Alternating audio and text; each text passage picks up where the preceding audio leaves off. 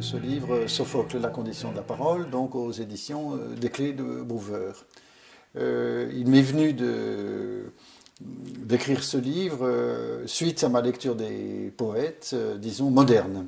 Car il se fait que plusieurs des poètes de ce qu'on appelle la modernité, Laforgue, Chimosine surtout, Yanis Ritsos, disons Vajdi Mouawad, qui est pas exactement ce qu'on appelle un poète, mais qui a une autoréflexion sur la poésie évidente. Et puis c'est surtout aussi Cédric de Mongeau, auquel en cette affaire je dois beaucoup, sont donc des poètes de notre temps, disons, de Laforgue et maintenant, qui tous se sont très vigoureusement intéressés à Philoctète, à la pièce de Sophocle, qui est l'avant-dernière qu'il ait composée, Philoctète, et qui tous ont vu en Philoctète leur propre problème en quelque manière. Ont vu en Philoctète non pas une tragédie ordinaire, si ça existe, mais d'ailleurs c'est la seule tragédie de Sophocle où il n'y ait pas de personnage féminin, mais une tragédie qui réfléchissait sur leurs propres problèmes à eux de poètes, une tragédie en laquelle peut-être bien que Sophocle proposait une pensée du poétique comme telle. Et ça m'a frappé que, donc, de Laforgue à de Mongeau, ces poètes fussent à ce point d'accord, et j'ai voulu y regarder moi-même.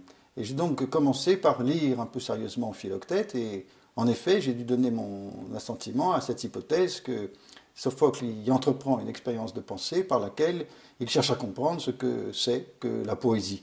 La poésie, il cherche à comprendre ce que c'est parce qu'elle est confrontée au moment même où il entreprend cette recherche au déferlement de la sophistique à Athènes à l'époque, qui est un séisme intellectuel extraordinaire, en face duquel Sophocle est comme sommé de se comprendre lui-même.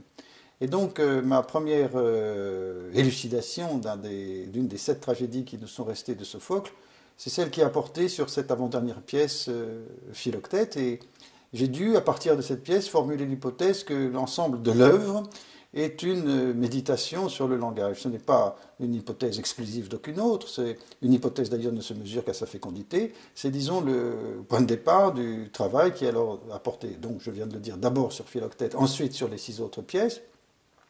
Il s'y agit à chaque fois, quoique diversement, naturellement, d'une méditation sur les conditions de la parole, sur ses conditions de possibilité d'abord, ses conditions d'effectivité ensuite, sur les leurres qu'elle véhicule, qu'elle provoque, et sur les mensonges qu'elle rend possibles, mais aussi bien naturellement sur son pouvoir instaurateur. Sophocle réfléchit sur ce que la parole peut faire, et pour autant d'ailleurs qu'elle réfléchit aussi sur le lieu dont elle provient. Formant cette hypothèse, d'ailleurs, il me semblait que je n'étais pas en désaccord avec la tradition des grands lecteurs de Sophocle, puisque toujours il avait été considéré par eux que la tragédie est une interrogation du mythe même qu'elle réécrit, une interrogation qui n'est pas sans critique, elle est déjà une prise de distance, disons, à l'égard du mythe, et du coup l'herméneute qui prend la suite et qui cherche à comprendre à son tour ce qu'elle est, la tragédie, eh bien, ne fait que reconduire le mouvement démythologisant qui est commencé par elle, et par conséquent l'herméneutique qu'il s'agit de conduire est effectivement une démythologisation.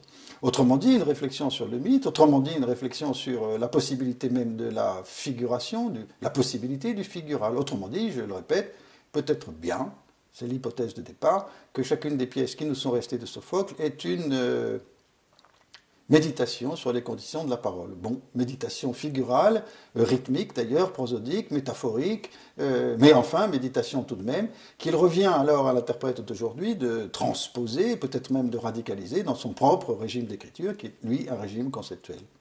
Voilà, donc ça c'est l'hypothèse de départ.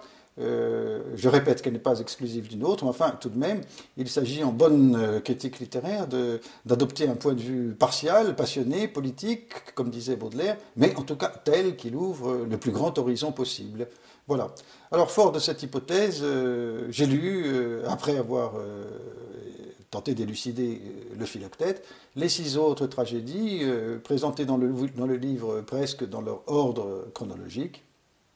On voit dans Ajax une méditation de Sophocle sur le pouvoir illusoire du langage, le pouvoir d'illusionnement de la parole. On voit dans les Trachiniennes une réflexion sur l'incommunication au sein de la vie conjugale. On voit, alors évidemment, dans Electre, c'est totalement prodigieux parce que on voit, disons, le pouvoir d'une fantasmagorie sur la détresse d'Electre, le pouvoir insistant de cette fiction à laquelle elle est assujettie. Et puis aussi, on voit le déchirement de cette fiction par la manifestation même de la présence que cette fiction dissimulait, par la révélation, en quelque sorte, de la présence que la représentation déniait. Et alors, c'est une advenue de la vérité, comme trouée des discours reçus.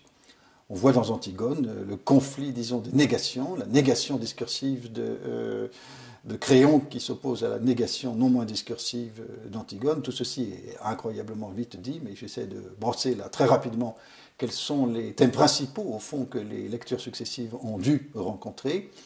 Et puis dans Oedipe Roi et Oedipe à Colonne, on voit naturellement le tourniquet des interprétations. Chacun interprète la peste à Thèbes à sa façon, et chacun incrimine son interlocuteur, du coup adversaire, pour n'être pas incriminé lui-même de la responsabilité de cette peste. Et ce tourniquet des incriminations, des offenses, des insultes, des injures, etc., des reproches et des inculpations, pourrait bien ne pas se fixer et tomber sur Tirésias, tomber même sur Créon, et pourquoi pas d'ailleurs sur la reine Jocaste, mais finalement ce tourniquet s'arrête non sur Oedipe, qui, comme l'on sait depuis, est accusé des pires turpitudes. Sauf que, voit-on dans Oedipe à Colonne, cette interprétation de la culpabilité d'Oedipe n'est pas tout à fait fixe, faut-il croire, ou acquise historiquement, puisque à Athènes, on décide au contraire de penser que Oedipe fut innocent, tandis qu'à Thèbes, on continue d'affirmer que non, Oedipe fut coupable. Et donc, à nouveau, dans sa toute dernière pièce, Sophocle, qui écrit là son testament, fait valoir l'opposition, là, ce que disait Ricoeur, le conflit des interprétations, fait valoir l'opposition des points de vue, en quelque manière, et leur caractère rigoureusement indécidable. Alors, ça n'empêche pas sa piété, parce que autant il fait voir en quelque sorte l'indécidabilité des représentations, leur caractère largement fictif et parfois même illusoire, autant tout de même il donne son assentiment aux représentations athéniennes, parce que c'est chez elles qu'il a été élevé lui-même. Et donc il estime qu'il leur doit sa fidélité. C'est ce qu'on appelle sa piété. Fort de ces lectures qui ont pris le point de vue de penser que ces pièces étaient des figurations d'une méditation sur le langage, il m'a été possible et même nécessaire de proposer un nouveau concept du tragique. Ce concept du tragique aujourd'hui n'a pas toujours les faveurs de certains historiographes qui ont cru devoir l'incriminer en tant que concept, ou du moins s'en passer.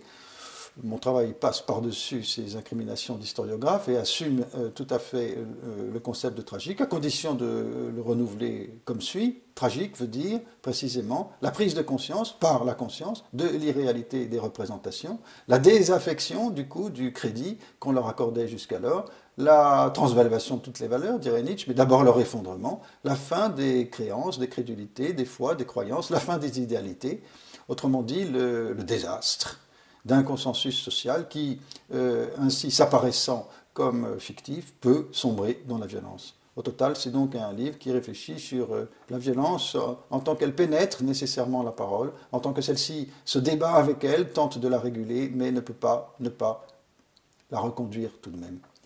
Voilà.